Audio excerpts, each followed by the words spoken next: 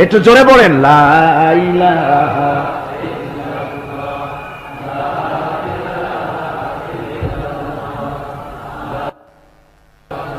লা ইলাহা ইল্লাল্লাহু মুহাম্মাদুর রাসূলুল্লাহ।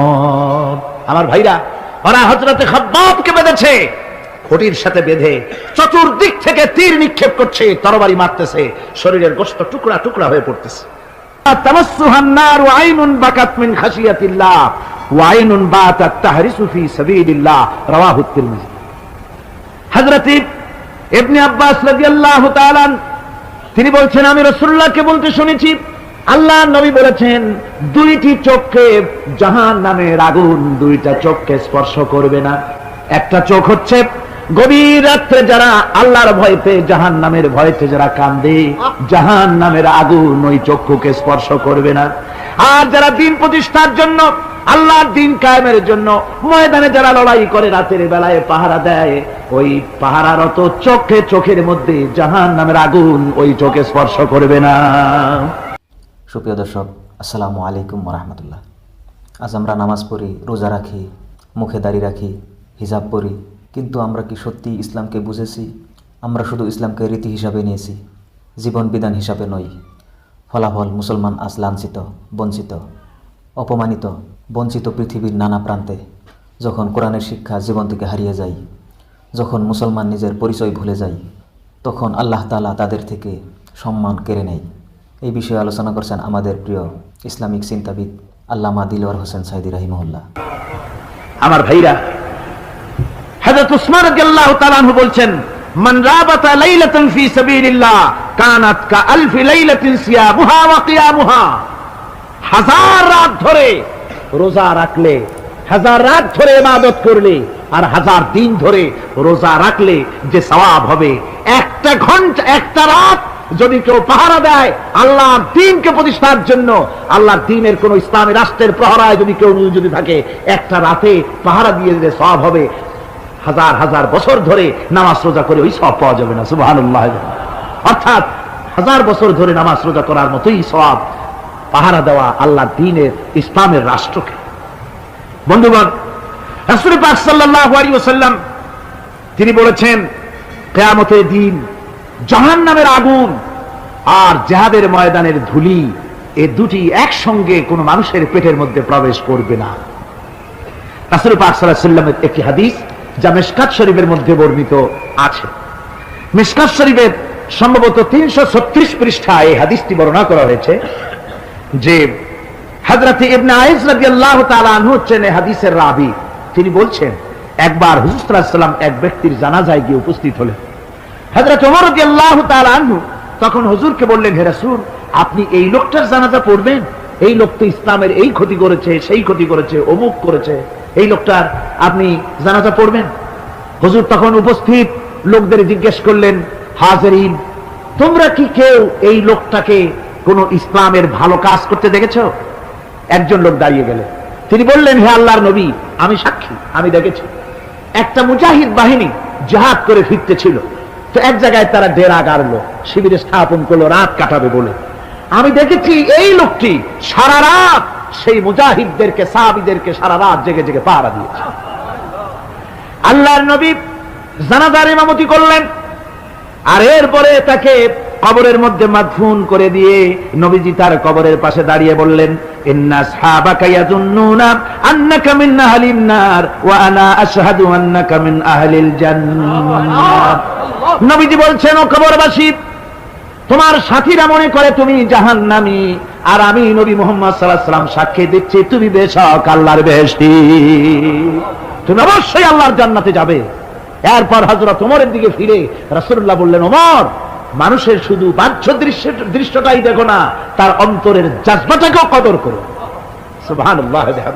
এই জিহাদের ময়দানে যারা কাজ করে, জান দেয়, মাল দেয়, আল্লাহ পাক তাদের উপরে রহম করেন। এই জিহাদ হচ্ছে এক অগ্নি পরীক্ষা। এই জিহাদটা কি? অগ্নি পরীক্ষা।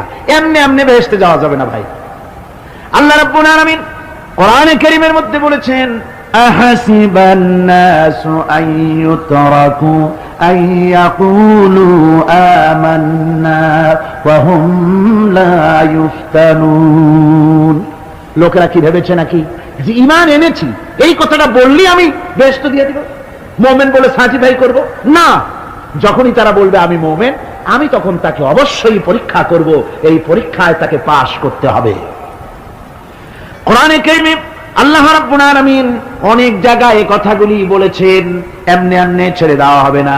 আমি অতীতের লোকদেরকেও পরীক্ষা করেছি, তোমাদেরকেও পরীক্ষা করব, পরীক্ষা না দিয়ে কেউ তোমরা বেহেশতে যেতে পারবে না।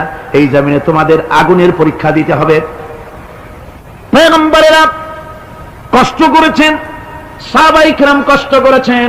আল্লাহ রাব্বুল আলামিন তিনি বলছেন, আম হাসিবতুম আন তাদখুলুল জান্নাতা ওয়া লাম্মা ইয়াতিকুম মাসালুল লাযীনা খালাউ মিন ক্বাবলিকুম মাসাতহুমুল বাসাউ ওয়াদ-দাররাউ ওয়া যুলজিলু হাত্তা ইয়াকুলার রাসূলু والذين معه متى نصر الله ألا إن نصر الله قريب। আল্লাহ রাব্বুল আলামিন বলেন, তোমরা কি মনে করেছো যে তোমরা বেহেশতে প্রবেশ করবে, অথচ তোমাদের পূর্বে যারা এই পৃথিবীতে এসেছিল তাদেরকে আমি যেমন পরীক্ষা করেছি ওরকম পরীক্ষা এখনো তোমাদের উপরে আসে নাই, ওরকম বিপদও আসে নাই, মুসিবতও আসে নাই। এমন বিপদ এসেছিল নবীদের উপরে, সাহাবায়ে কিরামদের উপরে, যে বিপদে মানুষ জর্জরিত হয়ে গিয়ে নবী এবং তার সাথী সঙ্গীরা এ কথা তারা মুখ থেকে বেরিয়ে গেছে, মাতা নাসরুল্লাহ, আয় আল্লাহ তোমার মদদ কখন আসবে, তোমার মদদ কখন আসবে? মার খেতে খেতে তো শেষ হয়ে গেলাম। এইভাবে যখন মার আসে চতুর্দিক থেকে আর মুমিনেরা ময়দানে পা জমায় টিকে থাকে দিন প্রতিষ্ঠার জন্য, আল্লাহ তখন খুশি হয়ে এক সময় ঘোষণা করে দিবেন, আলা ইন্না নাসরাল্লাহি করিব, আর দেরি নাই, আমার মদদ, আমার সাহায্য তোমাদের জন্য অবধারিত। সুবহানাল্লাহ। আমার ভাইরা, বিষয়টা সহজ নয়। শুধু দুইটা সেজদা দিয়া, শুধু তাহাজ্জুদের কিছু নামাজ পড়িয়া আল্লাহর জান্নাতে যাওয়া এত সহজ নয়, রাস্তা খুব কঠিন, রাস্তা খুব।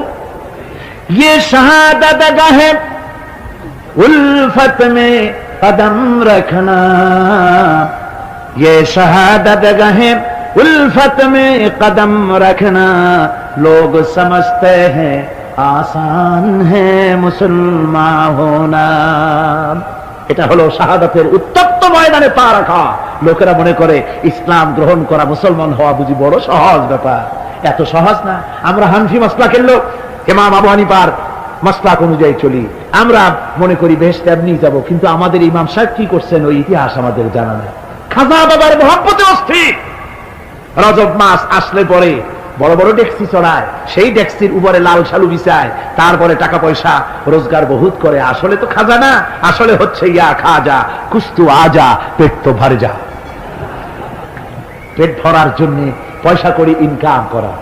খাজার লা ইলাহা ইল্লাল্লাহ, এই চিশতিয়া তরিকার জিকির গ্রহণ করা হয়েছে, কিন্তু চিশতিয়া তরিকা যে আরেকটা আছে, তারাগার পর্বতে পৃথিবীরাজের সঙ্গে লড়াই করা, সেইটার কাছে নেই আমরা, সেটা না। ইমাম আবু হানিফা শুধু মস্তাই বলেন নাই, দিন প্রতিষ্ঠার জন্য রক্ত দিয়েছে, ঠিক কিনা? 8 বছর, 8টি বছর পর্যন্ত কারারুদ্ধ ছিলেন। তাকে জিজ্ঞেস করা হয়েছে, ইমাম সাহেব জেলের মধ্যে তো আছেন, কষ্ট হয়? ইমাম সাহেব বলেছেন, না কষ্ট হয় না, তবে মাঝে মাঝে একটু কষ্ট হয় মনে। 2-4 মাস পর পর আমার বুড়ি মাকে এনে হাজির করা হয় জেলখানার মধ্যে, আর আমার মায়ের সামনে আমাকে পেটানো হয়, যেন মা আমাকে বলে যে এদের সাথে একমত হয়ে যা, সেই জন্য পেটানো হয়। আমার মা আমার মায়ের দেখে, আর মায়ের চোখ থেকে পানি পড়তে থাকে, তখন আমার মনে বড় কষ্ট লাগে। তবে আলহামদুলিল্লাহ মা আমার এমন, আমার মার দেখেন আর হজম করেন, আর আমাকে বলেন খবরদার এক চুলো সিদ্ধান্ত থেকে নড়বা না।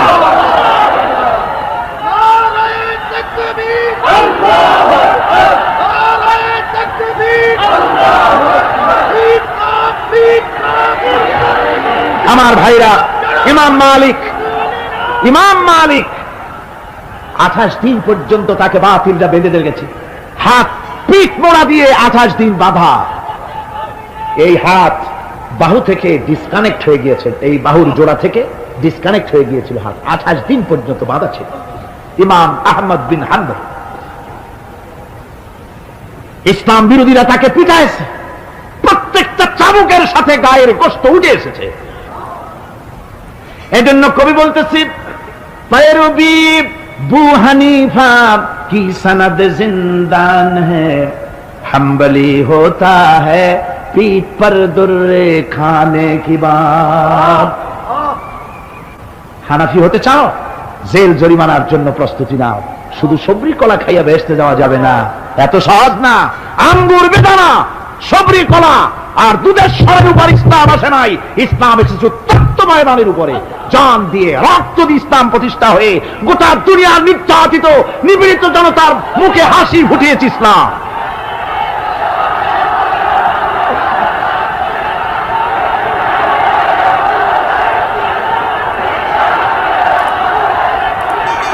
আমার ভাইরা, এই জিহাদ যখন শুরু হয়ে যাবে, মুসলমানেরা যখন আল্লাহর দায় বিধান কায়েমের জন্য যখন লড়াইয়ের ময়দানে যখন ঝাঁপায়া পড়বে, সে ময়দানে যদি তাদের অস্ত্র কম থাকে, জনসংখ্যা কম থাকে, আল্লাহ রাব্বুল আলামিন ওয়াদা করেছেন, ওয়া কানা হাক্কান আলাইনা নাসরুল মুমিনিন।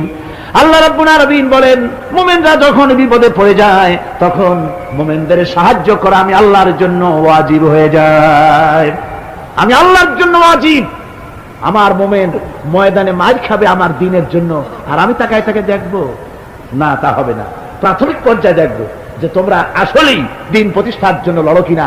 তোমাদের বিবি বাল বাচ্চা তোমাদের সামনে শেষ হবে, ঘর বাড়ি চলে যাবে, চাকরি যাবে, সব যাবে, তারপরেও আমার দ্বীন প্রতিষ্ঠার জন্য ময়দানে টিকে থাকো কিনা। যদি তা থাকো, তাহলে আমার মদত অবশ্যই পাবে। আর কাফিরদের বিরুদ্ধে বিজয়ের জন্য রব্বুল আলামিন বলেছেন, ওয়া কাফাল্লাহুল মুমিনিনাল কিতালা ওয়া কানাল্লাহু কাবিয়্যান আজিজা। কাফিরদের বিরুদ্ধে লড়াইয়ের ময়দানে মুসলমানদেরকে সাহায্য করার জন্য আল্লাহই যথেষ্ট। কে যথেষ্ট? আল্লাহ যথেষ্ট। রব্বুল আলামিন বলেছেন, ওয়ালা তাহিনু ওয়ালা তাহজানু ওয়া আনতুমুল আলাউনা ইন কুনতুম মুমিনিন। কোনো ভয় নাই, কোনো চিন্তা নাই, যদি তোমরা মুমিন হও, আমি আল্লাহ রাব্বুল আলামিন তোমাদেরকে বিজয়ী করব। এই ওয়াদা কার? আল্লাহর ওয়াদা কখনো মিথ্যা হয়? আল্লাহ কি মিথ্যা কথা বলেন? নাউযুবিল্লাহ। ওয়ামান আসদাকু মিনাল্লাহি কিলা। আমি আল্লাহর চাইতে সত্যবাদী আর কে হতে পারে? আল্লাহ পাক বলছেন, আমি সাহায্য করব তোমাদেরকে, যদি প্রয়োজন হয় তাহলে আমি ফেরেশতা দিয়ে সাহায্য করব। সুবহানাল্লাহ বলেন। আল্লাহ রাব্বুল আলামিন সূরা আল-আনফালের ভিতরে ঘোষণা করেছেন, দুনিয়ার মানুষকে তিনি শুনায় দিচ্ছেন নবীজির সঙ্গে সাহায্যের ব্যাপারে যে কথাবার্তাগুলি হয়েছিল। إذ تستغيثون ربكم فاستجاب لكم أني ممدكم بألف من الملائكة مردفين। স্মরণ করো সেই সময়ের কথা যখন তোমরা আমার কাছে কাকুতি বিনীত করে সাহায্য কামনা করতেছিলে যে আমাদেরকে 1000 ফেরেশতা দিয়ে সাহায্য করা হোক। আল্লাহ পাক বলেন, আমি ফেরেশতা দিয়ে তোমাদেরকে ময়দানে সাহায্য করেছি, জিহাদের ময়দানে। সুবহানাল্লাহি বিহামদিহি। আল্লাহ রাব্বুল আলামিন বলেন, তোমরা যখন সাহায্য প্রার্থনা করেছিলে, আমি সাহায্য তোমাদের দিয়েছি। স্মরণ করো সেই সময়ের কথা যখন তোমাদের নবী তোমাদেরকে বলেছিল, ইয তাকুনুনিল মুমিনিনা আলাইয়াকফিয়াকুম আইয়ুমিদ্দাকুম রাব্বুকুম বিসালাসাতিন আলাফিন মিনাল মালাইকাতি মুনজিলিন। আল্লাহ রাব্বুল আলামিন বলেন, আমি এইভাবে করে যখন তোমাদের নবী তোমাদেরকে বলেছিল যে তোমাদের জন্য এটা কি যথেষ্ট নয় যে আল্লাহ পাক তোমাদের জন্য 3000 দিয়ে ফেরেশতা নাজিল করবেন, আমি তখন 3000 ফেরেশতা নয় বরং 5000 ফেরেশতা দিয়ে তোমাদেরকে সাহায্য করার ওয়াদা করেছি। 3000 নয়, 5000 চিহ্নযুক্ত ফেরেশতা নাজিল করে দিয়ে তোমাদের সাহায্য করব বলে আমি ওয়াদা করেছি। আজ সেই মদত আল্লাহর পক্ষ থেকে আমাদের জন্য ওই মদদ আজও আসতে পারে।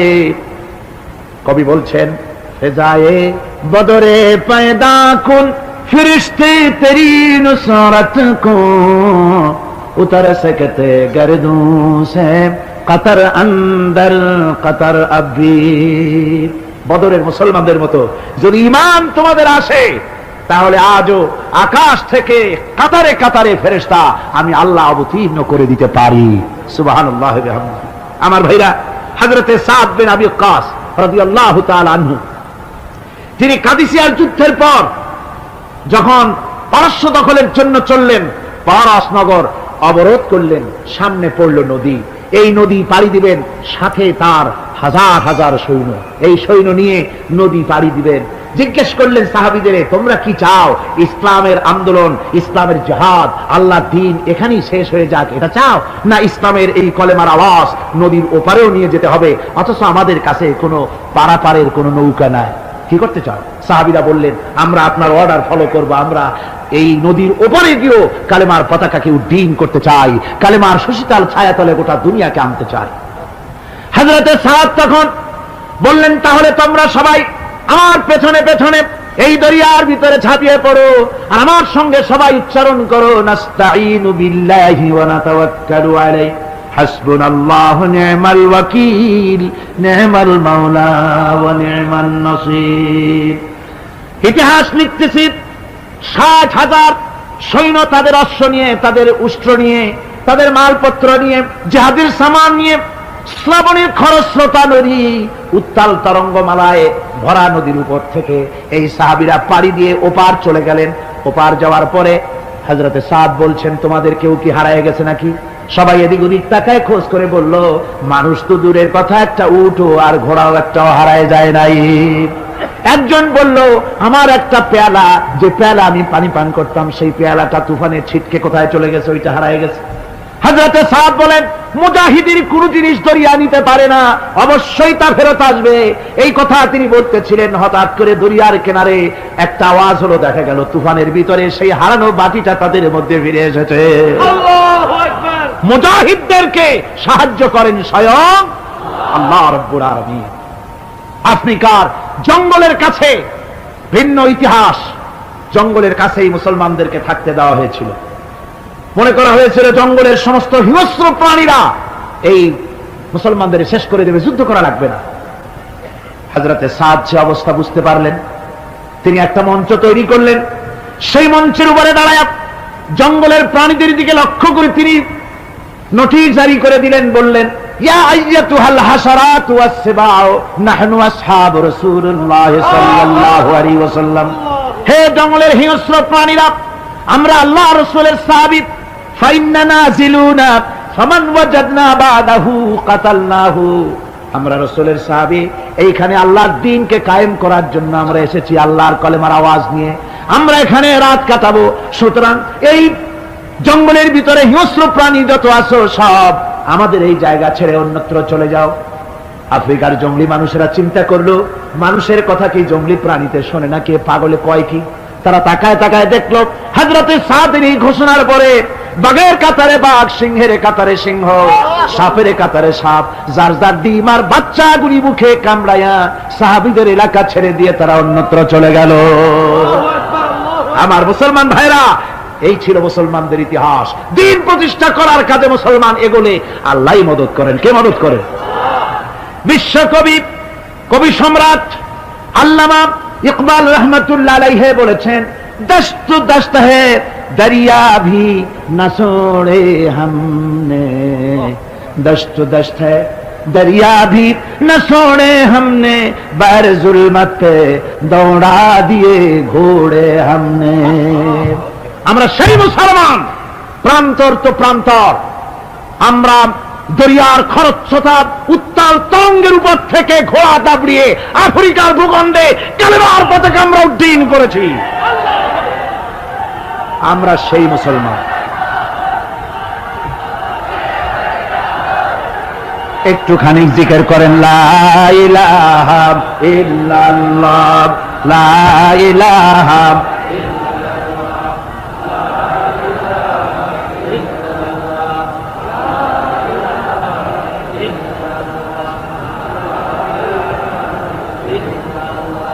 লা ইলাহা ইল্লাল্লাহু মুহাম্মাদুর রাসূলুল্লাহ।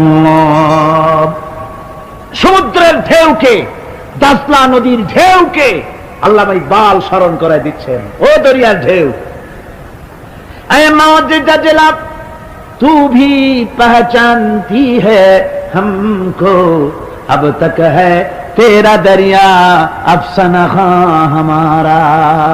হে টাইগ্রিসের উত্তাল উত্তাল তরঙ্গমালা, নিশ্চয়ই তোমার ভুলে যাওয়ার কথা নয় যে তোমার উপর থেকেই আমরা দরিয়া পার হয়ে ওপারে গিয়ে কালেমার পতাকা উড্ডীন করেছিলাম। আমরা সেই মুসলমান, আজ ইসলামী চেতনা হারায়া আমরা আজকে দুনিয়ার মধ্যে সবচেয়ে লাঞ্ছিত, পদদলিত, হেয় প্রতিপন্ন জাতিতে পরিণত হয়েছি।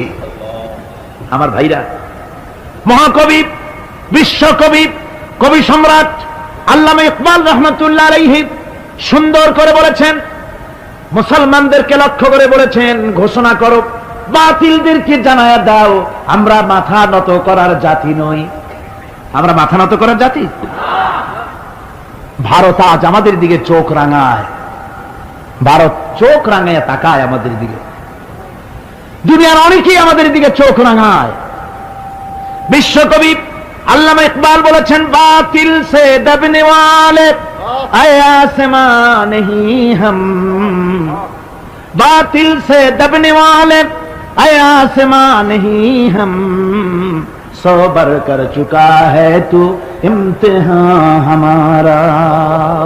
বাতিলের সামনে মাথা নত করার জাতি আমরা নই। ওই আকাশ সাক্ষী, এই জমিন সাক্ষী, আমরা মাথা দিয়েছি কিন্তু মাথা নত করি নাই, শির দিয়েছি আমামা দেই নেই, সে জাতি আমরা। সুবহানাল্লাহ ওয়া বিহামদিহি। সেই জাতি আজ দুনিয়ার বুকে লাঞ্ছিত, পদদলিত হচ্ছে। কারণ কি? কারণ হচ্ছে একমাত্র এই যে আমরা আমাদের জীবনের উদ্দেশ্য ভুলে গিয়েছি। পাশে বুঝতে পেরেছি মুহাম্মদ সাল্লাল্লাহু আলাইহি ওয়াসাল্লাম আল্লাহর রহমত, করুণার নবী, দয়ার নবী। তার কাছে যদি আমি যেতে পারি, তাহলে তিনি আমার সম্পর্কে যদি তার সামনে যেতে পারি, তাহলে তার কঠোর মনোভাব আমার প্রতি নরম হয়ে যাবে। এই মনে করে সাহাবায়ে কেরামদের চোখ এড়ায়া তিনি হুজুরের সামনে গিয়ে হাজির হয়ে গেলেন। হুজুর তাকে দেখি বললেন, তোমার নাম না ওয়াহাশী? তিনি বললেন, হ্যাঁ আমার নাম ওয়াহাশী। হুজুর বললেন, তুমি আমার চাচাকে শহীদ করেছো? ওয়াহাশী বললেন, জাহালাতের কারণে তা করেছি। হুজুর বললেন, কেমনে শহীদ করেছো আমার চাচাকে, আমার একটু শোনাও। ওয়াহাশী বলতে লাগলেন, আমি বল্লম দিয়ে হযরতে হামজার শরীরকে এফোড় ওপড় করে দিয়েছি, তারপরে তার বুককে খঞ্জর দিয়ে ফেরে বুকের ভিতর থেকে কলিজাটা বের করে নিয়ে আমি হাতে দিয়ে দিয়েছি হেন্দাই কলিজা চিবিয়ে চিবিয়ে খেস। রাসূল পাক সাল্লাল্লাহু আলাইহি ওয়াসাল্লাম, হাদিস শরীফে এসেছে, ওয়াসির বর্ণনা যখন তিনি শুনতেছিলেন, রাসূলের চোখ থেকে তখন পানি পড়ে দাড়ি মোবারক ভিজে ভিজে পড়তেছিল। ঘটনা শোনার পর রাসূলুল্লাহ বললেন, ওয়াসি তুমি কি চাও? ওয়াসি বললেন, আমি ইসলাম কবুল করতে চাই। হুজুর তাকে মুসলমান বানালেন। বললেন, তুমি মুসলমান হলে কিন্তু সব সময় তুমি আমার সামনে আসবে না, তার কারণ তোমাকে দেখলে পরে আমার মনের ভিতরে আমার চাচার কথা মনে উঠে যাবে। আমি আমার আব্বাকে পাই নাই, আব্বার স্নেহ যত্ন আমার কিসমতে তেমন হয় নাই। আমার চাচা হামজা আমাকে পিতার মতো করে আমাকে স্নেহ করেছে, তোমাকে দেখলে পরে তার কথা মনে পড়বে, সুতরাং তুমি সবসময় আমার সামনে আসবে না। ওয়াসি সেদিন শপথ নিয়েছিলেন, রব্বুল আলামিন, আমি জাহালাতের কারণে যেই বল্লম দিয়ে ইসলামের একজন শ্রেষ্ঠ সন্তানকে আমি শহীদ করে ফেলেছিলাম, আমি বুঝতে পারি নাই, ওই বল্লমটা আমি হেফাজতে রেখে দিয়েছি। তুমি আমার এই দোয়া মঞ্জুর করো, আমি যেন এই বল্লম দিয়ে এই পৃথিবীর নিকৃষ্ট ইসলামের কোনো দুশ্মনকে যেন আমি শেষ করে দিতে পারি। আল্লাহ পাক দোয়া তার মঞ্জুর করে নিলেন। মুসাইলামা কাজ্জাবের বিরুদ্ধে হযরত আবু বকর সিদ্দিক রাদিয়াল্লাহু তাআলা আনহু যে বাহিনী পাঠালেন, হযরত ওয়াসি সেই বাহিনীর মধ্যে ছিলেন। আর তিনি সেই বল্লমটা দিয়া, যে বল্লম দিয়ে তিনি হযরত হামজাকে শহীদ করেছিলেন, সেই বল্লমটা দিয়েই ইসলামের নিকৃষ্ট শত্রু মুসাইলামা কাজ্জাবকে দুনিয়া থেকে তিনি বিদায় করে দিলেন। আমার ভাইরা, রাসূল পাক সাল্লাল্লাহু আলাইহি সাল্লামের ইন্তেকালের পর এ পর্যন্ত নবুয়তের যারা দাবি করেছে, এক হিসাবে জানা গেছে 28 জন দাবি করা হয়ে গেছে। রাসূল বলেছেন, আমার পরে 30 জন মিথ্যেবাদী নবুয়তের দাবি করবে। কতজন করবে? হয়ে গেছে, বাকি আছে কত? এর মধ্যে গোলাম আহমদ একজন। গোলাম আহমদ দাবি করলো যে আমি নবী। তার অনেকগুলি বই কিতাব সে লিখলো। বইয়ের মধ্যে এক জায়গায় সে লিখেছে, তার বইয়ে এক জায়গায় লিখেছে যে আমি স্বপ্নে দেখলাম আল্লাহ আমার সামনে উপস্থিত, আল্লাহ আমার সামনে এসেছেন পুরুষের আকৃতিতে, আর আমি তখন স্বপ্নের ভিতরে আমি নিজেকে একজন নারীর মতোই মনে করলাম। স্বপ্নের ভেতরেই আল্লাহ পাক পুরুষ হিসাবে আমাকে ব্যবহার করলেন। আমি স্বপ্নের মধ্যেই গর্ভবতী হলাম এবং স্বপ্নের ভিতরে আমি গোলাম আহমদ মসিহে রূপান্তরিত হয়ে গেলাম। নাউযুবিল্লাহি মিন যালিক। গোলাম আহমদ বলছে, আল্লাহ পাক ওহীর মাধ্যমে আমাকে জানিয়েছেন, আল্লাহ আমাকে বলেছেন, গোলাম আহমদ তুমি হচ্ছ আমার সন্তান তুল্য। নাউযুবিল্লাহি মিন যালিক। এইভাবে অসংখ্য মিথ্যে কথা দিয়ে বইপত্র রচনা করেছে। লোকেরা তার কাছে নবুয়তের প্রমাণ চেয়েছে। আসলে শরীয়তের বিধান হচ্ছে, হুজুরের পরে যদি কেউ নবুয়তের দাবি করে তাহলে তাকে সে নবী কিনা এর কোনো প্রমাণ তার কাছে চাওয়াও জায়েজ নাই। যেহেতু প্রমাণ চাইতে গেলে বোঝা যায়, সন্দেহ হয় কিছুটা প্রমাণ দিতে পারলে তাহলে সে নবী হবে। কথা বুঝতে পেরেছেন? এই জন্য রাসূলের পরে যদি কেউ নবুয়তের দাবি করে তাহলে তার কাছে নবুয়তের দাবির কোনো প্রমাণও চাওয়া যাইবে না। বিনা প্রমাণে রাসূলের পরে নবুয়তের দাবি যেই করবে সে কি হবে? জোরে বলেন, কি হবে? কাফের হয়ে যাবে। দুনিয়ার সমস্ত উলামা, সমস্ত মুহাদ্দিস, সমস্ত মুফাসসির, দুনিয়ার সমস্ত মুফতি সব একমত, কোনো দ্বিমত নাই, গোলাম আহমদ কাদিয়ানী কাফের। তার অনুসারীরাও তার জামানায় মাওলানা আতাউল্লাহ শাহ বুখারী রাহমাতুল্লাহ আলাইহি তার সঙ্গে একটা বহস হলো। যেহেতু গোলাম আহমদ বলেছিল যে আমার এই 40 দিনের মধ্যে কেউ প্রতিবাদ করুক যেগুলি আমার ওহী নয়। হযরতে মাওলানা আতাউল্লাহ শাহ বুখারী রাহমাতুল্লাহ আলাইহি সেই যুগের একজন শ্রেষ্ঠ আলিম, তিনি বললেন, আমি তোমার কাছে কোনো প্রমাণ চাই না তুমি নবী কিনা। আমি জানি তুমি মিথ্যেবাদী, তবে তোমাকে বলতে হবে তুমি এই শক্তি কোথায় পেলে। গোলাম আহমদ বলল, কোরআন শরীফই আছে আমার এই শক্তির উৎস। কোথায়? বলল যে এই যে আয়াতটা আমি আপনাদের সামনে তেলাওয়াত করেছি, ঈসা আলাইহিস সালামের ওই কথাই গোলাম আহমদ বলল যে হযরত ঈসা আমার সম্পর্কে বলেছেন, ইয়াতি মিন বাদ ইসমুহু আহমদ, আমার পরে একজন নবী আসবেন, রাসূল আসবেন, তার নাম হবে আহমদ, আমি সেই আহমদ। মাওলানা আতাউল্লাহ বুখারী বলছেন, তোমার নাম তো আহমদ না, তোমার নাম হচ্ছে গোলাম আহমদ। তার অর্থ হলো হযরত ঈসা আলাইহিস সালাম যে আহমদের কথা বলেছেন তুমি সেই আহমদের গোলাম। গোলাম আহমদ বললেন, দেখুন আমার নামের প্রথম শব্দ গোলাম, এটা হচ্ছে আমার লকব। আমি আমার নামের লকবটা ছেড়ে দিলাম, বাদ দিয়ে দিলাম, আর ব্যবহার করব না। তাহলে তো আমি আহমদ থাকি, আপনি তো আর আপত্তি করতে পারেন না। মাওলানা বুখারী বললেন, নামের প্রথম শব্দ বাদ দেওয়া যদি জায়েজ হয় তাহলে তোমার ফতোয়া দিয়ে আমার নামের প্রথম শব্দ বাদ দিয়ে দিলাম। আমার নাম আতা আল্লাহ, নামের প্রথম শব্দ আতা বাদ দিয়ে দিলাম। তো আতা যদি বাদ দেই তাহলে আল্লাহ হই, আর আল্লাহ হয়ে বলছি তোমার মতো গাধাকে নবুয়াত আমি দেই নাই। এরপর এই পৃথিবীর নিকৃষ্ট পাপী এই কাফেরের মউত হলো কোথায়? জোরে বলেন, এই কাফেরের মউত হলো কোথায়? পায়খানার ভেতরে মউত হয়েছে। আমার বন্ধুগণ, সুতরাং বাংলাদেশে যত কাদিয়ানি আছে সমস্ত কাদিয়ানিরা কাফের। সমস্ত কাদিয়ানিরা কি? আরো জোরে বলুন, তারা কি? কাদিয়ানীরা মুসলমানদের গোরস্থানে তাদের মানুষ মারা গেলে মুসলমানদের গোরস্থানে তা দাফন করে না। মুসলমানদের জানাজায় তারা কোনোদিন আসে না। মুসলমানদের কোনো মসজিদে তারা নামাজ পড়তে যায় না। তারা আলাদাভাবে মসজিদ তৈরি করে মসজিদের নামে। গোলাম আহমদ কাদিয়ানীর অনুসারীরা যে মসজিদ করে ওগুলি মসজিদ নয়, এগুলি মসজিদে জেরাত। এগুলি কি? মসজিদে জেরাত। এগুলি কখনোই মসজিদের সম্মান পেতে পারে না। তারা কোরআনে কারীমের ব্যাখ্যা নিজেরা করেছে, নিজেরা তৈরি করেছে, যার সাথে আহলে সুন্নাতুল জামাতের হাদিসের কোনো মিল নাই, নিজেরাই করেছে। সুতরাং এই কাদিয়ানীদেরকে সৌদি আরবিয়া সহ মধ্যপ্রাচ্যের 18টি দেশ এবং পাকিস্তান সরকারও নন মুসলিম মাইনরিটি হিসাবে ঘোষণা করেছে। বাংলাদেশ সরকারের কাছে কাদিয়ানীদেরকে অমুসলিম ঘোষণার জন্য দাবি জানানো হচ্ছে দীর্ঘদিন থেকে, কিন্তু যে সরকারি আসে কর্ণপাত করে না, কাদিয়ানীদের সাথে তাল মিলিয়ে চলতে চেষ্টা করে। আর এই তাল মিলিয়ে চলার অর্থই হলো মুনাফিকি। এই তাল মিলিয়ে চলার অর্থ কি? মুনাফিকি। এই মুনাফিকি রোগে বর্তমান সরকারকেও পেয়েছে। বাংলাদেশের সব আলেম, সব ওলামা ঐক্যবদ্ধভাবে দাবি করেছে কাদিয়ানীদেরকে অমুসলিম ঘোষণা করার জন্য, কিন্তু আজ পর্যন্ত তা করা হয়নি। আজকের মাহফিল থেকেও এই বিশাল জনসমুদ্র, আমরা কোরআনে কারীমের তাফসীরের মাহফিল থেকে দাবি জানাই সরকারের কাছে কাদিয়ানীদেরকে অমুসলিম সংখ্যালঘু হিসাবে ঘোষণা করা হোক। এ প্রস্তাবে দাবিকে আপনাদেরও হাত উঁচু করে দেখান, ওখানে জিকির করেন লা ইলাহা ইল্লাল্লাহ, লা ইলাহা ইল্লাল্লাহ। আমার মুসলমান ভাইরা, মূল বিষয়টি হচ্ছে খ্রিস্টান এবং ইহুদিরা যখনই মুসলমানদেরকে আক্রমণ করতে চেয়েছে কোনো ব্যাপারে, তখনই সরাসরি নিজ নামে তারা আবির্ভূত হয় নাই, মুসলমান নামধারী কিছু লোককে তারা ব্যবহার করেছে। যেমন নবুয়তের উপরে হামলা করতে হবে, সেজন্য গোলাম মোহাম্মদ নামের এক কাফেরকে তারা বেছে নিয়েছে। রাসূলকে গালি দিতে হবে, হযরত আয়েশা সিদ্দিকা রাদিয়াল্লাহু তাআলা আনহাকে গালি দিতে হবে, সেজন্য তারা সালমান রুশদিকে বেছে নিয়েছে। বাংলাদেশে রাসূলকে মিথ্যেবাদী বলা হবে, নাউজুবিল্লাহ পড়েন, সেজন্য তারা দাউদ হায়দার নামের এক কবি নামের কলঙ্ক, জাহান্নামের এক কীটকে তারা বেছে নিয়েছিল, ঠিক কিনা কর? আবার আল্লাহকে গালি দিতে হবে, সেজন্য তারা বাংলাদেশে আহমদ শরীফকে তারা বেছে নিয়েছে। কারে বেছে নিয়েছে? ওর নাম কিন্তু আহমদ শরীফ না, আহমদ হচ্ছে আল্লাহর নাম, আল্লাহ রসুলের নাম আহমদ, এই পবিত্র নাম এ শয়তানের হওয়া উচিত না, ওর নাম হচ্ছে আহমক। এর নাম কি? আর শরীফ নয়, শরীফ অর্থ হচ্ছে ভদ্র, এটা হচ্ছে শরীর, শাররুন থেকে শরীর অর্থাৎ দুষ্ট। একদিকে সে আহমক মানে বোকা, একদিকে সে বোকা, আর একদিকে কি দুষ্ট। বোকা কেন? বোকা কেন? বোকা এই জন্যে, এত বড় একটা লিটারেট পারসন, লেখাপড়া জানে, ডক্টরেট ডিগ্রি নিয়েছে, বিশ্ববিদ্যালয়ে শিক্ষকতা করেছে, এত লেখাপড়া থাকা সত্ত্বেও বোকা এই কারণে যেহেতু মালিক চেনে নাই, স্রষ্টাকে চেনে নাই। স্রষ্টাকে চিনেছে?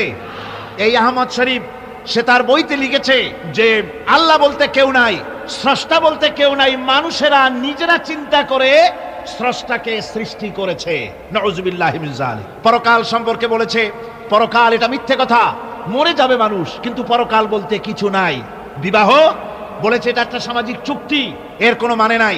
একটা পুরুষ একটা নারীকে বিবাহ করে চিরকাল ওই নারীটাকে নিয়ে পড়ে থাকবে, আবার একটা নারী চিরকাল একটা স্বামী নিয়ে পড়ে থাকবে, নতুন কোনো বৈচিত্র্যের স্বাদ তাদের কপালে জুটবে না। এটা কেমন কথা? এটা হতে পারে না। সে বলে যে নারী পুরুষের অবাধ মেলামেশা থাকাই উচিত, এটাই প্রগতি। এই হলো আহমক শরীর। সে বোকাই কারণে দুনিয়ার সব চিনেছে, অথচ মালিককে চেনে নাই। কিন্তু আমাদের দেশের গরুতেও মালিক চেনে। গরুতে মালিক চেনে কিনা কন? আপনারা যাই দেখেন, রাত্রিবেলায় ডাকাডাকি করলে আপনার গরু যদি বিলে থাকে, তাহলে গরু ছুটে আপনার কাছে আসবে, আসবে কিনা কন? গরু তো কিছু তো তার ভদ্রতা সম্মান আছে। আমাদের গৃহপালিত পশু কুত্তা, কুকুর, কুকুরেও মালিক চেনে, চেনে কিনা কন? যদি বিশ্বাস না হয়, আপনার বাড়িতে যদি কুকুর থাকে, আপনার বাড়িতে রাত 12টার সময় যদি অন্য কোনো লোক ঢোকে, তাহলে কি কন? কুকুরে খুব আদর করবে না? কুকুর তারে তাড়াইয়া কর্ণফুলি পার করে দিয়ে আসবে। আর যদি আপনি যান গভীর রাত্রে, গলায় কাশি দেবেন, কথাও বলবেন না, কাশিটা শুনে কুত্তা এসে আপনার পায়ে তার লেজুর দিয়ে নেজ দিয়ে নাড়ানাড়ি করবে, মুখটা পায়ের উপরে লাগাবে, ঠিক কিনা কন? গরুতে মালিক চিনল, কুত্তায় মালিক চিনল। ডক্টর আহমদ শরীফ, এই আহমদ এমনই নিকৃষ্ট, কুত্তা গরুর চাইতেও নিকৃষ্ট, আল্লাহ রাব্বুল আলামিনকে চেনে নাই। আমার ভাইয়েরা, তাকে ফাঁসি দেওয়ার দাবি তো দূরের কথা, ফাঁসির দাবি মানা তো হলোই না, এমনকি গভর্নমেন্ট তাকে গ্রেফতারও করল না। অথচ সংবিধান, বাংলাদেশের সংবিধানের 38 নম্বর ধারার 38 নম্বরের কয়ের উপধারায় একথা পরিষ্কার করে লেখা আছে, ধর্মীয় অনুভূতিতে আঘাত লাগিয়ে কোনো কথা লেখা যাবে না, বলা যাবে না। যদি বলা হয়, বাংলাদেশ পেনাল কোড বলছে, বাংলাদেশ দণ্ডবিধি, তার মধ্যে পরিষ্কার লেখা আছে, কেউ যদি এরকম বলে, আমি ভুল বলেছি, ওটা সংবিধানে না, এটা হচ্ছে পেনাল কোডে। বাংলাদেশ দণ্ডবিধির 38 নম্বর কয়ের ধারায় একথা, ক উপধারায় একথা লেখা আছে পরিষ্কার করে, যদি কেউ কারো ধর্মের প্রতি আঘাত লাগায়া বক্তৃতা করে, বিবৃতি দেয় অথবা লেখে, তাহলে তার 2 বছরের সশ্রম কারাদণ্ড হতে পারে। পরিষ্কার লেখা। গভর্নমেন্ট গ্রেফতার করতে সাহস পেল না, ফাঁসি দিতে সাহস পেল না, গ্রেফতার করতেও তার সাহস জুটল না। আল্লাহর কোরআনকে অপমান করা হলো, আল্লাহকে গালি দিল, রাসূলকে গালি দিল। একটা মহিলা, আমি তার নাম নিব না, কথায় কথা আসছে, সে মহিলা বাংলাদেশের এতই নিকৃষ্ট, নির্বাচিত কলামের নামে আল্লাহকে গালি দিচ্ছে, রাসূলকে গালি দিচ্ছে, বেহেশতকে বলছে অসভ্য উদ্যান। যারা কন নাউজুবিল্লাহি মিন যালিক, তাদেরকে গ্রেফতার করা হচ্ছে না, তাদের শাস্তি দেওয়া হচ্ছে না। আল্লাহর কোরআন, আল্লাহর রাসূল এবং আল্লাহকে গালি দিলে তাতে কোনো অপরাধ হয় না। সংসদের ব্যাপারে কি একটু কথা লিখলো দৈনিক ইনকিলাব, মিল্লাত, এই সমস্ত পত্রিকাকে ওই লেখার অপরাধে সংসদ ভবনে ডেকে নিয়ে কৈফিয়াত তলব করা হলো। তাহলে বোঝা গেল সরকারের কাছে আল্লাহর চাইতে, কোরআনের চাইতে তাদের সংসদের মূল্য বেশি। এই মূল্য যারাই দিতে চেয়েছে, আল্লাহ রাব্বুল আলামিন তাদেরকে ক্ষমতায় রাখেন নাই। ক্ষমতা দেওয়ার মালিকও আল্লাহ, ছিনিয়ে নেওয়ার মালিকও আল্লাহ সুবহানাহু ওয়া তাআলা। আমার বন্ধুগণ, আজকে যদি এই সমস্ত নাস্তিকদের শাস্তি হতো, তাহলে অন্যরা ছোট ছোট খুদে নাস্তিক যত আছে, যারা ডোবার মধ্যে ব্যাঙের মতো চুপটি মেরে বসে থাকে, সুযোগ পাইলেই গ্যাংর গ্যাং করে ওঠে, এই লোকগুলি শয়তানি করতে সাহস পেত না। সাহস পাচ্ছে সরকারের দুর্বলতার কারণে। সরকারের দুর্বলতা কোথায় আল্লাহ পাকই ভালো জানেন, কেন তাদেরকে গ্রেফতার করতে পারে না। আমার বন্ধুগণ, এরপরে আল্লাহ রাব্বুল আলামিন বলছেন, ওয়ামান আযলামু মিম্মান ইফতারা আলাল্লাহিল কাযিবা ওয়া হুয়া ইউদআ ইলাল ইসলাম ওয়াল্লাহু লা ইয়াহদিল কওমাজ জালিমিন। আল্লাহ পাক বলছেন যে তার থেকে অত্যাচারী আর কে হতে পারে, যে আল্লাহর উপরে মিথ্যা দোষারোপ করে অথচ তাকে ডাকা হয়েছে ইসলামের দিকে, আর আল্লাহ জালিমদেরকে হেদায়েতের রাস্তা দেখান না। আল্লাহর প্রতি মিথ্যা দোষারোপ করার অর্থ হচ্ছে আল্লাহর প্রেরিত নবীকে মিথ্যা নবী বলা, আল্লাহর প্রকৃত নবীকে মিথ্যা নবী বলা, আল্লাহর আয়াতগুলিকে মিথ্যা বলা, তার নাজিলকৃত কিতাবকে মিথ্যা বলা। এটাই হচ্ছে সবচাইতে বড় জুলম, সবচাইতে বড় অত্যাচার। অথচ এই লোকগুলিকে ডাকা হচ্ছে ইসলামের দিকে। নবীরা তার উম্মতদেরকে কোন দিকে ডেকেছে? সবাই ইসলামের দিকে ডেকেছে। কোন নবী এমন নাই যিনি বলেছেন তোমরা আমার গোলামি করো। সমস্ত নবী বলেছে কার গোলামি করো? এই পৃথিবীতে যত নবী এসেছেন সমস্ত নবীরাই তার কওমকে ডেকে বলেছেন, ইয়া কওমি ইবুদুল্লাহা মা লাকুম মিন ইলাহিন গায়রু। সব নবীরা তার কওমকে ডেকে বলেছেন, ও আমার কওম, ও আমার জাতি, এক আল্লাহর গোলামি করো, তিনি ছাড়া তোমাদের কোনো ইলাহ নাই। তারা জাতিকে ডেকে বলেছেন। আর বিশ্বনবী মুহাম্মদ রাসূলুল্লাহ সাল্লাল্লাহু আলাইহি ওয়াসাল্লাম তিনি জাতিকে ডাকেন নাই, যেহেতু তিনি বিশ্বনবী। তার মুখ থেকে আল্লাহ পাক এই দাওয়াত দিয়েছেন, ইয়া আইয়ুহান নাসু উবুদু রাব্বাকুমুল্লাযী খালাকাকুম ওয়াল্লাযীনা মিন ক্বাবলিকুম লাআল্লাকুম তাত্তাকুন। আল্লাহ পাক বলেন, হে মানব সকল, গোলামি করো, দাসত্ব করো, আল্লাহ পাকের গোলামি করো, তোমার সেই রবের যিনি তোমাদেরকে সৃষ্টি করেছেন আর তোমাদের পূর্বপুরুষদের সৃষ্টি করেছেন। আল্লাহ পাক এখানে বলেন ওদেরকে ডাকা হচ্ছে ইসলামের দিকে, বলা হচ্ছে ইসলামের দিকে আসো, আল্লাহর দিকে আসো। আর ওরা বলছে এই লোকটা মিথ্যেবাদী। কি উল্টাপাল্টা কথা! নবীরা দাওয়াত দিচ্ছেন আল্লাহর দিকে, কোরআনের দিকে, ইসলামের দিকে, আর ওরা বলছে আল্লাহকে, আল্লাহর প্রেরিত নবী এবং তার কিতাবকে মিথ্যা বলে তারা বলছে। আল্লাহ পাক বলছেন এর থেকে অত্যাচারী আর কে হতে পারে, এর থেকে জুলুমকারী আর কে হতে পারে, যে কোরআনে কারীমকে এবং আল্লাহকে আর পয়গম্বরদেরকে মিথ্যা মনে করে। আল্লাহ রাব্বুল আলামিন বলছেন, ইউরিদুনা আন ইউতফিউ নূরাল্লাহি বিআফওয়াহিহিম ওয়াল্লাহু মুতিম্মু নূরিহি ওয়ালাউ কারিহাল কাফিরুন। মহান আল্লাহ রাব্বুল আলামিন বলেন, এই কাফিররা চায়, সত্যের অস্বীকারীরা, ওরা চায় মুখের ফু দিয়ে আমার আলোকে নির্বাপিত করে দেবে। আল্লাহ পাক বলেন, আমি আমার আলোকে, আমার দ্বীনকে পূর্ণতা দান করব। তাতে এই কাফেরদের মনের মধ্যে যত জ্বালা যন্ত্রণা হোক, তাদের মনের মধ্যে যত অসহনীয় ভাব হোক না কেন, আমি আমার দ্বীনকে পূর্ণতা দান করব। আমার ভাইরা, এই আয়াত 3য় হিজরি সনে উহুদ যুদ্ধের পরে নাজিল হয়েছিল। এই সময় ইসলাম শুধুমাত্র মদিনার শহর পর্যন্ত সীমাবদ্ধ। মুসলমানদের সংখ্যা মাত্র কয়েক হাজারের বেশি ছিল না। এই অবস্থার প্রেক্ষিতে এই আয়াত নাজিল হলো। আল্লাহর এই নূর কারো পক্ষেই নেবানো সম্ভবপর হবে না, বরং তা পূর্ণ মাত্রায় আল্লাহ পাক এর উজ্জ্বলতা দান করবেন, পরিপূর্ণতা দান করবেন। এই ভবিষ্যৎবাণী করা হলো তখন যখন ইসলামের বাতিটা নিবু কোন রকম করে টিম করে জ্বলছে, এই যখন অবস্থা। কিন্তু ইসলামের ভবিষ্যৎ, সব ভবিষ্যৎ তো জানেন আল্লাহ পাক। সমস্ত ভবিষ্যৎ কে জানেন? আল্লাহ পাক জানেন। তাই ভবিষ্যতের মালিক তো তিনি ছিলেন, সে আল্লাহ পাকই বলে দিলেন, ভয় পাওয়ার কারণ নাই মুসলমানেরা। ইসলাম তোমাদের কাছে নিবিড়, তুমি দেখছো, এই ইসলাম আমি প্রজ্বলিত করব। কাফেরদেরকেও শোনানো হলো ইসলামের অবস্থা এরকম থাকবে না, ইসলাম প্রজ্বলিত হবে, পরিপূর্ণতা লাভ করে বিশ্বের সর্বত্র ছড়িয়ে পড়বে। যুগে যুগে আল্লাহর এই দ্বীনকে নির্মূল করার জন্য প্রচন্ড ঝড়ের তাণ্ডব লীলা হয়েছে পৃথিবীর সর্বত্র। কিন্তু শেষ পর্যন্ত এই প্রলয়ঙ্করী ঝড় এক সময় স্থিমিত হয়ে গেছে, নিস্তেজ হয়ে গিয়েছে, আর ইসলামের আলো ক্রমান্বয়ে জ্বলে উঠেছে। ঠিক কিনা? আজকে আল্লাহর দ্বীন ঠিক ছিল, আজও ঠিক আছে, ভবিষ্যতেও ঠিকই থাকবে। ইসলাম কিছুই হবে না, হবে তাদের যারা ইসলামকে নির্মূল করতে চায়, তাদেরই ক্ষতি হবে। তারাই শেষ হবে। কোরআনে কারীমে আল্লাহ রাব্বুল আলামিন বলেন, ওয়াকালাল্লাযীনা কাফারু লিরুসুলিহিম লানুখরিজান্নাকুম মিন আরদিনা আও লাতাউদুন্না ফী মিল্লাতিনা ফাআওহা ইলাইহিম রাব্বুহুম লানুহলিকান্না যালিমিন। আল্লাহ পাক বলেন, কাফেররা তাদের রাসূলকে বলল, লানুখরিজান্নাকুম মিন আরদিনা আও লাতাউদুন্না ফী মিল্লাতিনা, হয় তোমরা আমাদের মিল্লাতে, আমাদের স্বধর্মে ফিরে আসো, আমাদের চিন্তা চেতনায়, আমাদের আদর্শে ফিরে আসো। যদি তা না আসো, লানুখরিজান্নাকুম মিন আরদিনা, তাহলে আমাদের জমিন থেকে, আমাদের দেশ থেকে তোমাদেরকে বহিষ্কার করে দেব, উৎখাত করে দেব, নির্মূল করে দেব, যদি আমাদের আদর্শে তোমরা ফিরে না আসো। আল্লাহ রাব্বুল আলামিন তাদের প্রতি, নবীর প্রতি ওহী নাজিল করে জানিয়ে দিলেন, ও নবী, ভয় পাওয়ার কোনো কারণ নাই। আল্লাহ রাব্বুল আলামিন তিনি বলে দিয়েছেন, লানুহলিকান্না যালিমিন, আল্লাহ পাক এই জালিমদেরকে হালাক করে দিবেন, ধ্বংস করে দিবেন।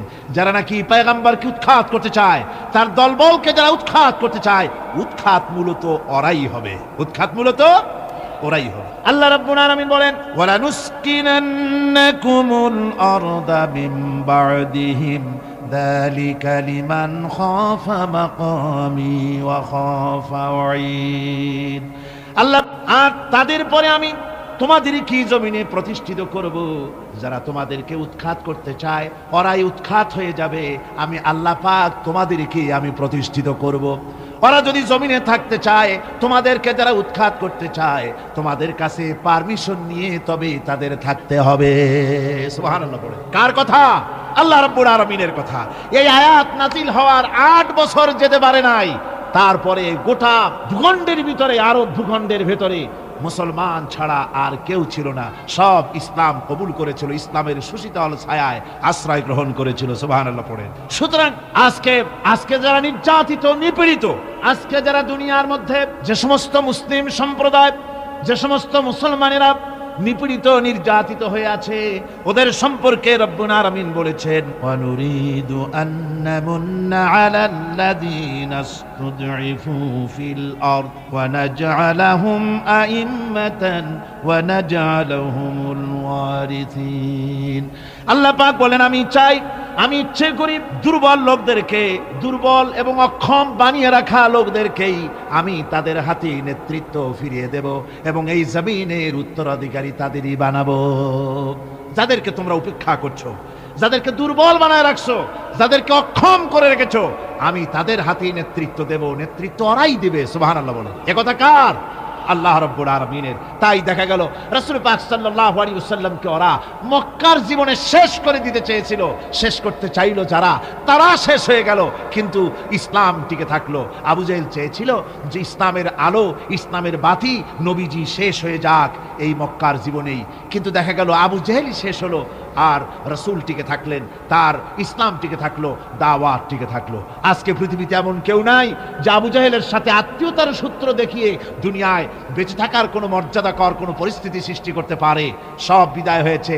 ওর বাড়ি ভেঙে চুরে আবু জাহেলের বাড়িতে সৌদি গভর্নমেন্ট পায়খানা বানায় দিয়েছে অনেকগুলি। সারা পৃথিবীর মানুষেরা এখানে হজ করতে যারা যায়, উমরা করতে যারা যায়, তারা ওখানে গিয়ে আবু জেহেলের বাড়িতে মনের সুখে পায়খানা করে আসে, জনমের মতো করে। আবু জেহেল শেষ, তার দলবল শেষ, কিন্তু মুহাম্মদ রাসূলুল্লাহ সাল্লাল্লাহু আলাইহি ওয়াসাল্লাম, তার মর্যাদা শেষ হয়নি, কিয়ামত পর্যন্ত শেষ হবে না। ওয়ারাফা'না লাকা যিকরাক, আল্লাহ পাক বলছেন, হে নবী, আমি আপনার মর্যাদার দিগন্তকে উন্মুক্ত করে দেব, প্রসারিত করে দেব। এই আপনার প্রশংসার দিগন্ত গোটা পৃথিবীতে সর্বত্র ছড়িয়ে পড়বে। তাই আজকে আমরা দেখতে পাই ইউরোপে, আমেরিকায়, পৃথিবীর সর্বত্র আজ ইসলামের বিরাট জয় জয়কার শুরু হয়ে গেছে। সুবহানাল্লাহ বিহামদি। আজকে পৃথিবীর সব ইসলামের বিরুদ্ধে ঐক্যবদ্ধ হয়েছে। পৃথিবীতে সমস্ত কাফের, বেঈমান, নাস্তিক, মুরতাদ, মুশরিক সব ঐক্যবদ্ধ ইসলামের বিরুদ্ধে। তার কারণ হচ্ছে ইসলামের এক নবজাগরণ শুরু হয়ে গেছে। এটাকে মিটাবার মতো ক্ষমতা পৃথিবীর কারো নাই। আল্লামা ইকবাল বলেছেন, মাগরিব কি ওয়াদিও মে গুঁজি আদা হামারে, থমথা না থা কিসি সে সাইলে রওয়া হামারা। প্রাচ্য এবং প্রতীচ্যের, পাহাড়ে পর্বতে, ইথারে, অক্সিজেনে, বাতাসে, পৃথিবীর সর্বত্র আলোড়িত হবে, আন্দোলিত হবে প্রচারিত হবে, রণিত ধ্বনিত প্রতিধ্বনিত হবে সর্বত্র এই ইসলামের আজান, ইসলামের আওয়াজ। তাই আজ বিশ্ব জুড়ে ইসলামের আওয়াজ চলছে। এটাকে মিটাবার মতো ক্ষমতা কারো। এই ইসলামকে নির্মূল করার জন্য কখনো নাম দেওয়া হয় মৌলবাদ, কখনো নাম দেওয়া হয় সাম্প্রদায়িক, কখনো বলা হয় ফান্ডামেন্টালিজম, কখনো বলা হয় প্রতিক্রিয়াশীল, কখনো বলা হয় রক্ষণশীল। নানান রকমের নাম করে ইসলামকে ধ্বংস করতে চাওয়া হয়। কিন্তু আল্লাহ পাক কোরআনে কারীমের সূরা আস-সাফে এখানে পরিষ্কার বলেছেন, ইউরিদুনা লিইউতফিউ নূরাল্লাহি বিআফওয়াহিহিম আল্লাহু মুতিম্মু নূরিহি ওয়ালাউ কারিহাল কাফিরুন। ওরা চায় কাফেরেরা মুখের ফু দিয়ে আমার আলোকে নির্বাপিত করে দেবে। আল্লাহ বলেন আমি আমার দ্বীনকে পূর্ণতা দান করব, তাতে কাফির বেঈমানদের মনের মধ্যে যত জ্বালা যন্ত্রণা হোক, ওদের যত কষ্ট হোক, ইসলামকে কেউ নিবাতে পারবে না। যেহেতু ইসলাম কারো ব্যক্তিগত ব্যাপার নয়, ইসলাম হচ্ছে আল্লাহর। জোরে বলেন ইসলাম কার? আরো জোরে বলুন ইসলাম কার? আল্লাহ পাকে।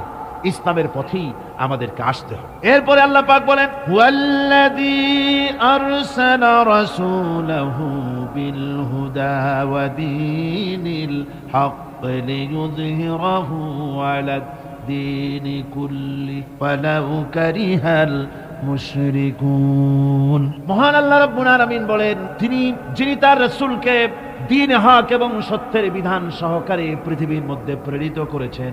এই দ্বীনকে কাফেররা যতই তাদের মনে অপছন্দ হোক না কেন, নবীরা এই দায়িত্ব নিয়েই পৃথিবীতে আসেন দ্বীনকে প্রতিষ্ঠা করার জন্য। সূরা ফাতার ভিতরে আল্লাহ রাব্বুল আলামিন এই আয়াতকে আবার আরেকটু ভিন্নভাবে বলেছেন, হুয়াল্লাযী আরসালা রাসূলাহু বিল হুদা ওয়া দীনিল হক লিইয়ুযহিরাহু আলাদ দীনি কুল্লিহি ওয়া কাফা বিল্লাহি শাহীদা। আমি রাসূলকে দ্বীন হক আর সত্যের বিধান সহকারে পৃথিবীর বুকে পাঠিয়েছি। কেন? লিইয়ুযহিরাহু আলাদ দীনি কুল্লিহি, আয় লিইয়ুগলিবাহু আলা সাইরিল আদিয়ান। রাসূল পৃথিবীতে এসেছে এই কারণে মানুষের তৈরি করা সব মতবাদ, আদিয়ানে বাতিলা, সব রকমের মানুষের তৈরি করা মতবাদের উপরে ইসলামকে বিজয়ী করে দেবে। এজন্য রাসূল দুনিয়া প্রেরণ করেছি। রাসূলের কাজ এটা নয় যে মসজিদের মধ্যে বসে কিছু জিকির আজকার করবেন, তারপরে কিছু দাড়ি টুপি ইত্যাদির শিক্ষা দিবেন। এই কিছু জিকির আজকার আর কিছু দাড়ি টুপি জামা কাপড় কদু খাওয়া ইত্যাদি কিছু কথা তিনি বলবেন। এই শুধুমাত্র এতটুকুন কারণে রাসূল পাঠাবার কোনো প্রয়োজন ছিল না। রাসূল এসেছেন পূর্ণাঙ্গ শিক্ষা দেওয়ার জন্যে। তার থেকে দাড়ি টুপি বাদ পড়ে নাই। তার থেকে কি দাড়ি টুপি বাদ? নিশ্চয়ই নয়। তার মধ্যে দাড়িও আছে, টুপিও আছে, জামাও আছে, মোষও আছে। মোষটা কেমনে কাটবেন রাসূল সে হেদায়েত দেন নাই নাকি? দিয়েছেন কিনা? সুবহানাল্লাহ বিহামদিহি। নখটা কেমনে কাটবেন সে হেদায়েত রাসূল দিয়েছেন কিনা? দিয়েছেন। টুপির হেদায়েত দিয়েছেন, দাড়ির হেদায়েত দিয়েছেন, জামার হেদায়েত দিয়েছেন, সব দিয়েছেন। কিন্তু আপনারা বলুন রাসূল মার খেলেন কেন? গতকাল বলেছি দুনিয়ার সমস্ত পয়গম্বরের অত্যাচারিত হয়েছে, এমন কোন নবী ছিলেন না। 3 জন নবী ছাড়া সব নবী অত্যাচারিত হয়েছে। কয়জন নবী অত্যাচারিত হননি? 3 জন। একজন হলেন হযরত নূহ আলাইহিস সালাম। অত্যাচার হওয়ার আগেই বন্যা টন্যা হইয়া কাফেরদের আন্ডা বাচ্চা গোষ্ঠী শুদ্ধ শেষ। কাজী অত্যাচারিত তিনি হন, বিরোধিতার মোকাবেলা করতে হয়েছে কিন্তু অত্যাচারিত হন। আরেকজন হচ্ছেন হযরত আদম আলাইহিস সালাম। তার তো অত্যাচারের প্রশ্ন নিয়ে মানুষই নেই, অত্যাচার করবে কিনা। 3 নম্বরে হযরত সুলাইমান আলাইহিস সালাম, পিতা দাউদ আলাইহিস সালামের প্রতিষ্ঠিত রাজ ব্যবস্থা। আর এরপর আল্লাহ পাক তাকে দিলেন অনেক বড় যোগ্যতা, গোটা পৃথিবীর উপরে তারই রাজত্ব চলেছে। সুতরাং তিনিও অত্যাচারিত হন। ইতিহাস খুঁজে দেখুন, কোরআন হাদিসের তাফসীর এবং হাদিসের ব্যাখ্যা দেখুন। এই 3 জন পয়গম্বর ছাড়া আর একজন নবী পেশ করতে পারবেন না যিনি অত্যাচারিত হন নাই। এই অত্যাচারের কারণ কি? যদি রাসূল ভালো করে বুঝুন, রাসূল যদি শুধু দাড়ির কথা বলতে এসে থাকেন, যদি শুধু কদু খাবার কথা বলতে এসে থাকেন, যদি শুধু খাবারের পরে মিষ্টি খাও এ কথা বলতে এসে থাকেন, তাহলে মারবে কেন লোকেরা? কদু খাইতে তো মজাই লাগে, ওটা বললে কেন পিটাবে লোকেরা? দাড়ি রাখতে বললে তো মারের কথা নয়, দাড়ি রাখলে তো ভালোই লাগে। পুরুষের সৌন্দর্য দাড়ির মধ্যে। দাড়ি যত সুন্দর, পুরুষের চেহারাটাও পুরুষোচিত, দেখতে সুন্দর হয়, দেখতে ভালো লাগে। আর এই দাড়ি যদি আরো লম্বা হয়, বুক জোড়া দাড়ি হয়, তো শীতকালে মাফলার ব্যবহার না করলেও চলে, দাড়িতেই কাজ হয়ে যায়। কাজে এই দাড়ির জন্য মারবে কেন? সুরমা লাগাতে যদি রাসূল বলে থাকেন সেজন্য মারবে কেন? মিষ্টি খাওয়ার কথা যদি বলে থাকেন সেজন্য মারবে কেন? মারার মূল কারণ হচ্ছে লিইউযহিরাহু আলাদ-দীন কুল্লিহি, মানুষের তৈরি করা সব মতবাদের উপরে বিজয়ী করতে হবে কার দিন? জোরে বলেন কার দিন? আল্লাহর দিন। এটাই হলো কাফেরদের দৃষ্টিতে অপরাধ, আর এই অপরাধের কারণে তারা পয়গম্বরদের সাথে বিরোধিতা করেছে, মারধর করেছে। একটি জিনিস প্রণিধানযোগ্য যে আল্লাহ পাক কোরআনে কারীমের মধ্যে দিন বলেন নাই, বলেছেন আদ-দীন। কি বলেছেন? আদ-দীন। দিন আদ-দীন অর্থাৎ একমাত্র জীবন ব্যবস্থা। ইন্নাদ-দীনা ইনদাল্লাহিল ইসলাম, আমার কাছে মনোনীত একমাত্র জীবন ব্যবস্থা যেটা, সেটার নাম কি? সেটার নাম, এছাড়া আর কোনো পথ আছে? জোরে বলতে হবে, আর কোনো পথ আছে? নাই। কিন্তু পোড়া কপাল এক শ্রেণীর মুসলমান আছে যারা অমুসলিম ভাইদের সঙ্গে বসে একসঙ্গে বলে, ভাই তোমরাও যা আমরাও তাই। বলে কিরকম? বলে তোমরা বলো ভগবান, আমরা বলি আল্লাহ। তোমরা বলো স্বর্গ, আমরা বলি জান্নাত। তোমরা বলো নরক, আমরা বলি দোজক। ওই সব একই কথা, যাবো একই জায়গায়। ওই হয় কেউ ট্রেনে যাব, না হয় কেউ বাসে যাব, না হয় কেউ প্লেনে যাব। ওই পথ একটু একাবাকা হলেও যাবোই যখন এক জায়গায়। তোমরা আর আমরা সব এক, কোনো তফাৎ নাই। দেও তোমার সিগারেট, একটা টান দিয়ে যাই। একটা হোক্কার একটা সিগারেট খাওয়ার জন্য ওর ইমানটা বেঁচে দিয়ে আসলো, নাউজুবিল্লাহি মিন যালিক। ওরও রাস্তা আর তোমারও রাস্তা, এই দুই রাস্তা কি কখনো এক হয়? জোরে বলেন, কখনো এক হয়? হতে পারে না। ওর হচ্ছে ভগবান আর আমার হচ্ছে আল্লাহ। ওর ভগবানের স্ত্রীলিঙ্গে আসে ভগবতী না, ওর ঈশ্বরের স্ত্রীলিঙ্গে আসে ঈশ্বরী, ওর বিধাতার স্ত্রীলিঙ্গে আসে বিধাত্রী, ওর গডের স্ত্রীলিঙ্গে আসে গডেস। কিন্তু বলো আল্লাহর স্ত্রীলিঙ্গে কি আসবে? জি, গোটা বিশ্বের সমস্ত ডিকশনারি যদি এক জায়গায় করা যায়, আল্লাহর স্ত্রীলিঙ্গে কোনো প্রতিশব্দ খুঁজে পাওয়া যাবে না। তাহলে ওর ভগবান আর তোমার আল্লাহ এক হইল কি করে? কোনোদিন এক হতে পারে না।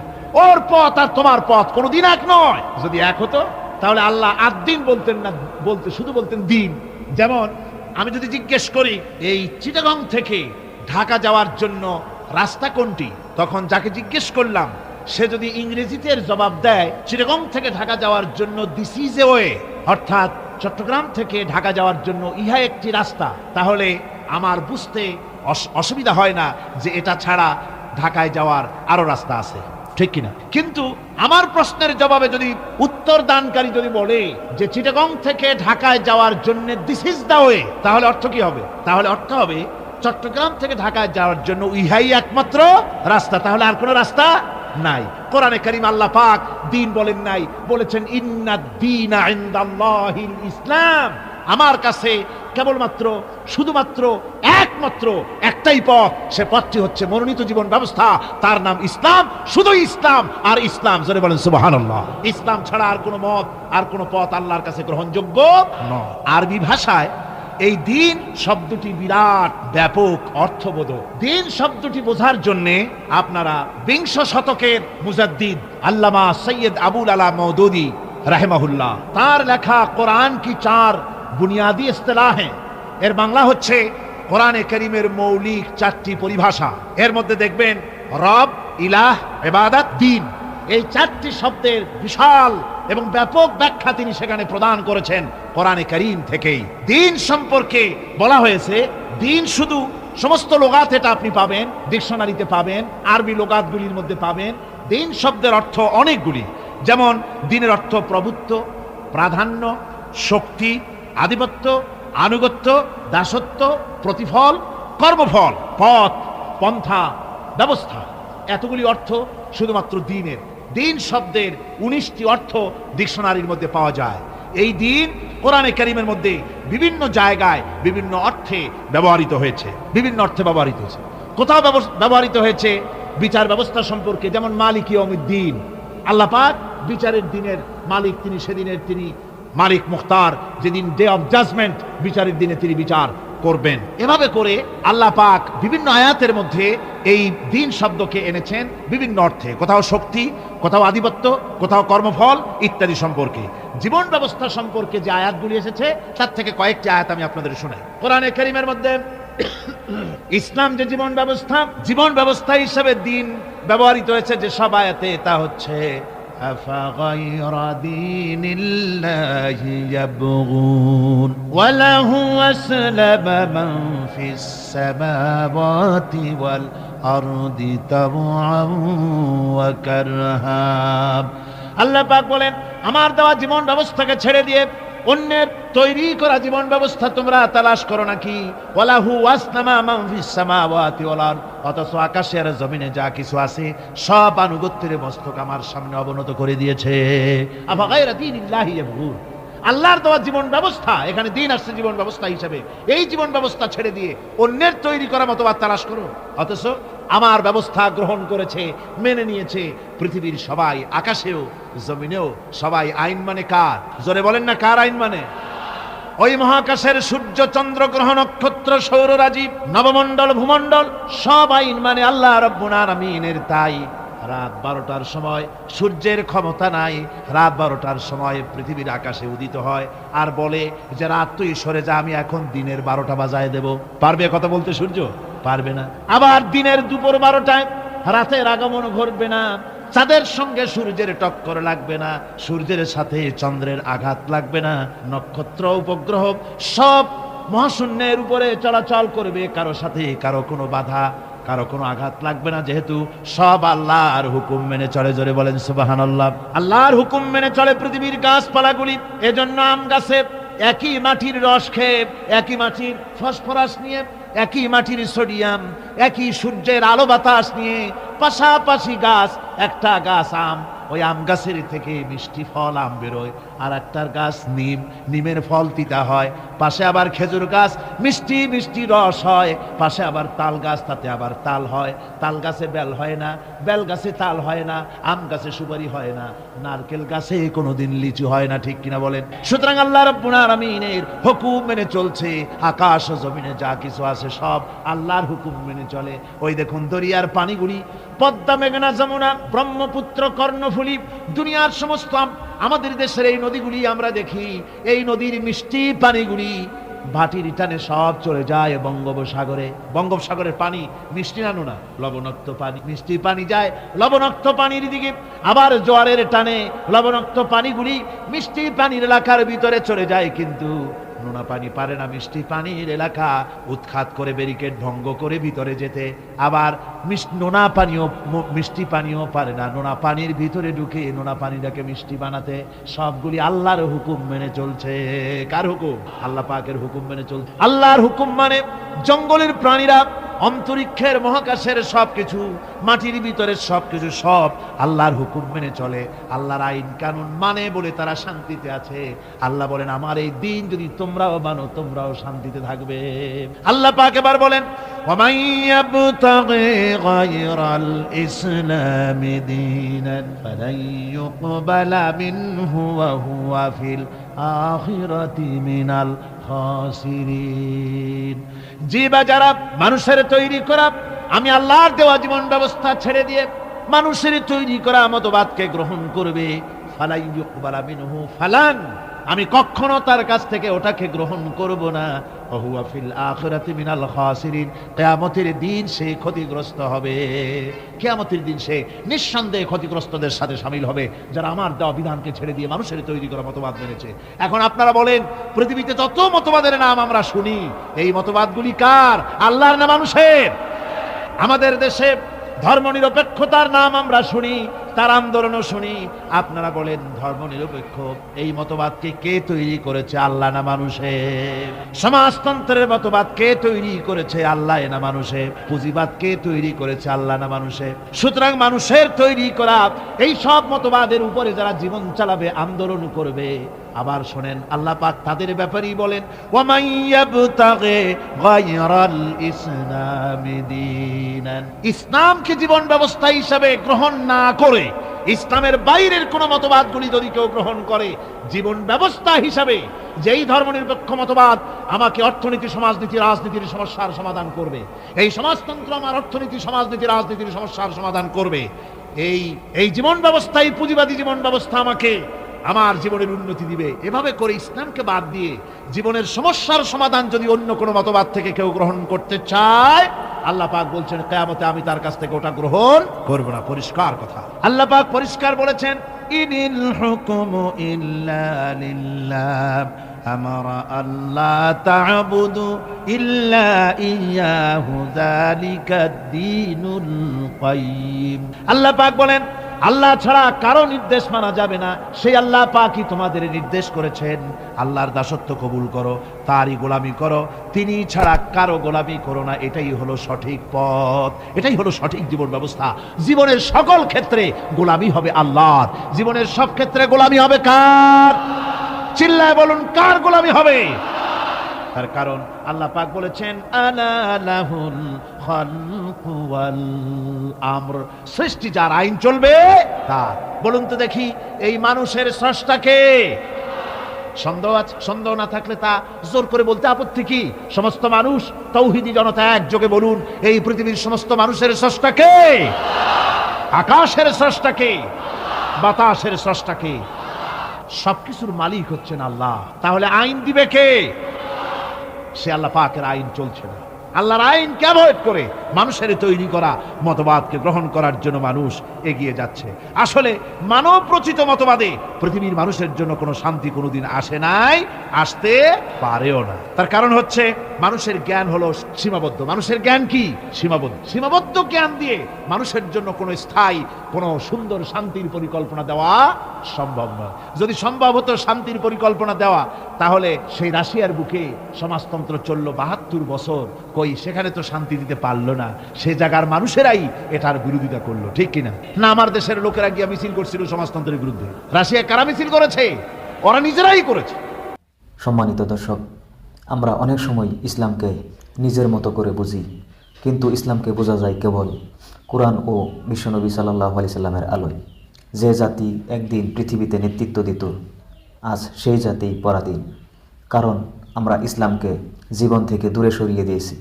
আমরা নাম রেখেছি মুসলমান, কিন্তু আচরণ, চিন্তা আর ব্যবহারে ইসলামকে ভুলে গেছি। মনে রেখো, যে জাতি ইসলামকে বুঝে আল্লাহ তাআলা সেই জাতিকে সম্মান করে, আর যে জাতি ইসলামকে উপেক্ষা করে আল্লাহ তাআলা তার থেকে সম্মান কেড়ে নেয়। চলো আজ থেকেই শুরু হোক জীবনের এক নতুন যাত্রা, কোরআনের দিকে, হাদিসের দিকে, সত্যিকারের ইসলামের দিকে। এই ওয়াজটি যদি তোমার ভালো লেগে থাকে তবে ভিডিওটি শেয়ার করো, আর এমন আরও ভিডিও পেতে আমাদের চ্যানেল জান্নাতের পথ সাবস্ক্রাইব করে রাখো। আসসালামু আলাইকুম ওয়া রাহমাতুল্লাহ।